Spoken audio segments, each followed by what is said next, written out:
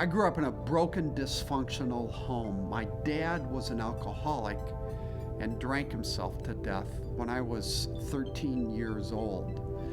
I spent the rest of my high school years and into the first couple years of college drinking and partying. That was all I knew. And I didn't realize it at the time, but I was becoming just like my father. About halfway through college, I got to know a couple guys who were Christ followers. I didn't know it at the time, but they really loved Jesus and were sold out to Jesus.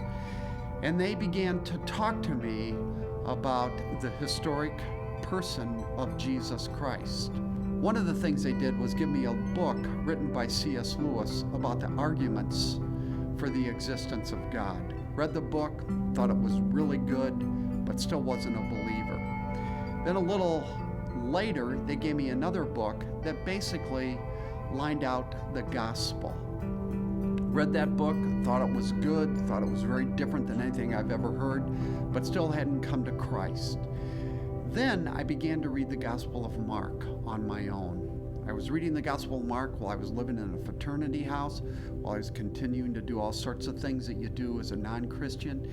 And it was through reading the Gospel of Mark that I saw that Jesus was in fact the Son of God, not just another nice guy, and that Jesus said things like, if you know me, you're going to heaven. If you don't know me, you're going to hell.